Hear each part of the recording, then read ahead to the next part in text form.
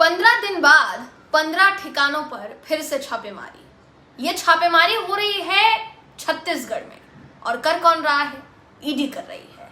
अचानक कभी कांग्रेस के कार्यकर्ताओं के घर पर पहुंच जाती है ईडी, कभी पता चलता है कि पूर्व मुख्यमंत्री और उनके बेटे के घर पर, उनके ठिकानों पर 15 ठिकानों पर छापेमारी हो जाती है, वो भी सुबह तड़के 7 बजे। दोस्तों, ये जो पूरा मामला है ये सामने आया है छत्तीसगढ़ से, जहां फिलहाल भारतीय जनता पार्टी की सरकार है और ईडी का आरोप है कि ये जो पूरा मामला है जिसमें वो कार्यवाही कर रही है वो मनी लॉन्ड्रिंग से जुड़ा हुआ मामला है। पूरा मामला क्या है, पूरी खबर क्या है, अब कौन सी छापेमारी की है, और पूर्व मुख्यमंत्री, छत्तीसगढ़ के पूर्व मुख्यमंत्री भूपेश बघेल ने बाकायदा ट्वीट करके इसके बारे में क्या कुछ कहा है, सब बताऊंगी इस वीडियो में आपको। आखिर तक इस वीडियो को जरूर देखिएगा। नमस्कार, मेरा नाम है जयंती झा और आप देख रहे हैं देश नीति। दोस्तों, भूपेश बघेल और उनके बेटे चैतन्य के 15 ठिकानों पर छापेमारी की गई है। पूरा मामला क्या है, बिना देर के आपके स्क्रीन पर इस समय वो खबर मैं आपको दिखा रही हूँ। ये खबर आप देखिए, आपको समझ में आएगा कि ईडी ने अचानक ये जो कार्यवाही की है ये क्यों की है। ये खबर कहती है कि भूपेश बघेल के घर ईडी की रेड हुई, बेटे चैतन्य पर भी शिकंजा कसा गया है और 15 ठिकानों पर एक साथ छापेमारी की गई है। खबर ये कहती है कि मुख्यमंत्री भूपेश बघेल और उनके बेटे चैतन्य बघेल से जुड़े ठिकानों पर ईडी ने छापेमारी की। सोमवार को ईडी की टीम ने 15 ठिकानों पर छापेमारी की। जानकारी का कहना है कि छापेमारी जो है वो मनी लॉन्ड्रिंग के मामले में हुई है। केंद्रीय एजेंसी यानी ईडी जो है करीब 2000 करोड़ के घोटाले की जांच कर रही है, जिसके तहत ये छापेमारी लगातार की जा रही है। इससे पहले तत्कालीन भूपेश सरकार के कार्यकाल में आईएएस अफसर अनिल टुटेजा, आबकारी विभाग के एमडी एपी त्रिपाठी और कारोबारी अनवर ढेबर, इनके सिंडिकेट पर घोटाले के आरोप लगे थे। सुबह 7 बजे ईडी की टीम पता चलता है कि इनके ठिकानों पर पहुंच जाती है, भूपेश बघेल और उनके बेटे के ठिकानों पर पहुंच जाती है। जब ये जानकारी कांग्रेस के कार्यकर्ताओं को लगती है तो कांग्रेस के कार्यकर्ता जो है वो जुटने शुरू हो गए। कांग्रेस के कार्यकर्ताओं ने विरोध भी जताया। ये भी बताया जा रहा है कि कांग्रेस के कार्यकर्ताओं में और ईडी जब वहां पर पहुंची तो वहां जो सुरक्षा बल मौजूद था उसके कई अधिकारियों के साथ भिड़ंत जो है वो भी हुई है, काफी ज्यादा बहसा बहसी भी हुई है। ये भी कहा गया कि मीडिया को उसका काम करने से रोका गया, मीडिया को कवरेज करने से रोका गया, जिसकी वजह से कांग्रेस के कार्यकर्ता जो है वो भिड़ गए काफी ज्यादा। तो कुल मिलाकर कहा जा सकता है कि भूपेश बघेल और उनके बेटे चैतन्य के ठिकानों पर छापेमारी के बाद अब ये मामला लगातार बढ़ता जा रहा है। दोस्तों, शुरुआत में मैंने 15 दिनों का जिक्र किया, वो इसलिए किया क्योंकि ठीक 15 दिन पहले 25 फरवरी को खबर सामने आई थी कि कांग्रेस का जो मुख्यालय है छत्तीसगढ़ में, वहां छापेमारी की गई और छापेमारी के साथ साथ कई नेताओं को, बड़े नेताओं को समन तक जारी किए गए। वो पूरा मामला भी मैं आगे आपको बताऊंगी, मगर उससे पहले देखिए आपको ये बता देते हैं कि भूपेश बघेल ने ट्वीट में क्या कुछ कहा है।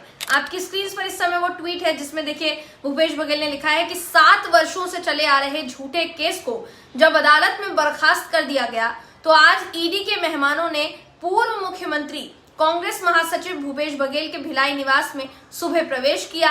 अगर इस षड्यंत्र से कोई पंजाब में कांग्रेस को रोकने का प्रयास कर रहा है तो ये गलतफहमी है। ये भूपेश बघेल के कार्यालय से ट्वीट किया गया है। दोस्तों, भूपेश बघेल का अकाउंट है मगर उनके कार्यालय का बयान है जो जारी हुआ है। तो कुल मिलाकर कहा जा सकता है कि फिलहाल भूपेश बघेल ने ये साफ सीधे तौर पर कहा है कि इस पूरे मामले को अदालत में बर्खास्त किया गया, बावजूद इसके ये पूरे ईडी के अधिकारी जो हैं वो हम पर शिकंजा कसने की कोशिश कर रहे हैं। अब ये खबर ऐसे समय में आती है जब भूपेश बघेल को लेकर खबरें आई बीते दिनों की उन्होंने कई मुद्दों पर भारतीय जनता पार्टी को घेरने का काम किया है। आपकी स्क्रीन पर इस समय वो खबर भी आपको दिखा रही हूं जिसमें पेगासस का जो आरोप है वो सीएम भूपेश बघेल ने जो है लगाया। और ये जो आरोप है, अगर आप इस आरोप की बात करेंगे तो ये विमेंस डे यानी महिला दिवस के दिन, अंतर्राष्ट्रीय महिला दिवस के दिन उन्होंने आरोप इतना बड़ा लगाया था और आज पता चल रहा है कि उनके और उनके बेटे के ठिकानों पर छापेमारी जो है वो की गई है। हम इसको लिंक करने की कोशिश नहीं कर रहे हैं, लेकिन समझिए कि इसको संयोग आप कहेंगे या फिर कुछ और कहेंगे, कि एक तरफ वो विरोध करते हैं और उसके 3 ही दिन बाद, मुश्किल से 2 से 3 दिन बाद उनके ऊपर या उनके बेटे के ठिकानों पर कार्यवाही जो है वो हो जाती है, छापेमारी जो है वो हो जाती है। अगर इनके विरोध की बात करेंगे कि इन्होंने जो विरोध किया वो किस चीज को लेकर किया दोस्तों, तो आपकी जानकारी के लिए बताना चाहूंगी कि ये जो पेगासस का मामला था, फोन टैपिंग का मामला, कि फोन में एक पेगासस स्पाईवेयर जो है वो दाखिल करा दिया गया कई लोगों के और उसके जरिए फोन टैप कर रही है सरकार, इस तरीके का आरोप सरकार के ऊपर लगा था। उस पूरे मामले को एक बार फिर से उठाने की कोशिश भूपेश बघेल ने की। कांग्रेस के राष्ट्रीय महासचिव है भूपेश बघेल और पंजाब कांग्रेस के प्रभारी हैं भूपेश बघेल। तो भूपेश बघेल ने बीजेपी सरकार पर उनकी जासूसी कराने और फोन टैपिंग के गंभीर आरोप लगाए। एबीपी न्यूज को जो इंटरव्यू दिया उसमें यह दावा किया कि उनका फोन सर्विलांस पर लगाया गया है। यह भी कहा गया कि इंटेलिजेंस एजेंसी के लोग भी 3 दिन पहले उनके बंगले पर पूछताछ करने के लिए आए थे। इससे पहले भी हमारे नेता राहुल गांधी समेत कई विपक्षी नेताओं की जासूसी हो चुकी है, फोन टैपिंग सरकार करा चुकी है, ये भूपेश बघेल ने कहा। उन्होंने ये भी कहा कि जब से उन्हें राष्ट्रीय महासचिव और पंजाब कांग्रेस का प्रभारी बनाया गया है, उनकी जासूसी बढ़ा दी गई है। ये भी कहते हैं वो कि इंटेलिजेंस अधिकारी उनके घर आकर ये पता कर रहे हैं कि कितने लोग रहते हैं वहां पर, उनके कौन कौन से लोग उनसे मिलने के लिए आते हैं। इससे पहले भी राहुल गांधी समेत कई विपक्षी नेताओं पर इसी तरीके की जासूसी के आरोप जो है दोस्तों लग चुके हैं और उन्होंने भी लगाए थे, राहुल गांधी ने भी लगाए थे। कांग्रेस के कई बड़े नेता फोन टैपिंग का, जासूसी का आरोप जो है वो लगा चुके हैं। विपक्षी नेताओं ने इससे पहले जासूसी का आरोप लगाया था। भूपेश बघेल ने यह दावा किया कि पहली बार नहीं है जब सरकार पर विपक्षी नेताओं की जासूसी करने का आरोप लग रहा है।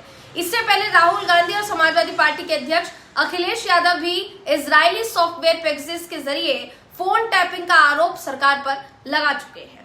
अब समझने वाली बात यहाँ पर यह है कि भारतीय जनता पार्टी का इस पर क्या रिएक्शन होता। अगर फोन टैपिंग की बात यहाँ की जा रही है तो भाजपा इस पर क्या चाहती है या भाजपा की इस पर क्या प्रतिक्रिया है, तो भाजपा ने भी इस पर प्रतिक्रिया दी, पलटवार किया कि ये कांग्रेस की पुरानी परंपरा है। ऐसा कहते हुए, पलटवार कहते हुए कहा कि कांग्रेस के शासन में ही विपक्षी नेताओं की जासूसी होती थी, ये उनकी पुरानी परंपरा है। बीजेपी ने यह भी कहा कि उनकी सरकार किसी भी विपक्षी नेता की जासूसी नहीं करवा रही है। अब सबसे जरूरी बात यहाँ ये है कि अगर ऐसा कुछ नहीं हो रहा है या इन तमाम आरोपों का इस छापेमारी से कोई लेना देना नहीं है, तो मात्र 2 दिनों के अंदर अंदर ऐसा क्या हो गया कि अचानक से ये जो छापेमारी की जो स्पीड है वो इतनी ज्यादा बढ़ गई।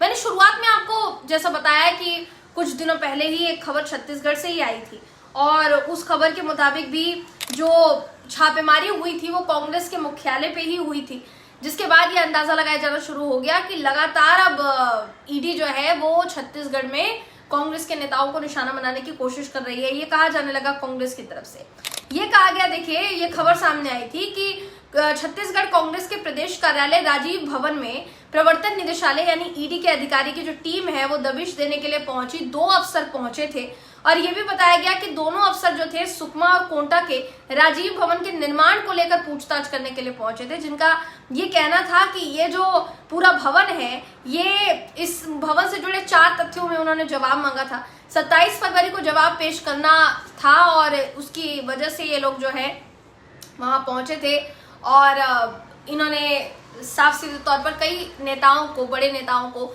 इस सिलसिले में समन भी जारी किया। कुल मिलाकर फिलहाल ये नजर आ रहा है कि भूपेश बघेल कांग्रेस के दिग्गज नेता माने जाते हैं, काफी समय तक वो छत्तीसगढ़ के मुख्यमंत्री रहे हैं, उनके ऊपर आपोआप कार्यवाही जो है कई तरीके के सवाल खड़े कर रही है, उनके ठिकानों पर छापेमारी कई तरीके के सवाल खड़े कर रही है। वो जो फोन टैपिंग की बात करते हुए नजर आए, क्या उसमें सच्चाई हो सकती है जिसके बाद ये पूरा सिलसिला छापेमारी का शुरू हुआ है? आपको क्या लगता है, आपकी क्या राय है, कमेंट करके हमें जरूर बताइएगा दोस्तों। अगली वीडियो में आपसे फिर मुलाकात होगी, तब तक के लिए नमस्कार।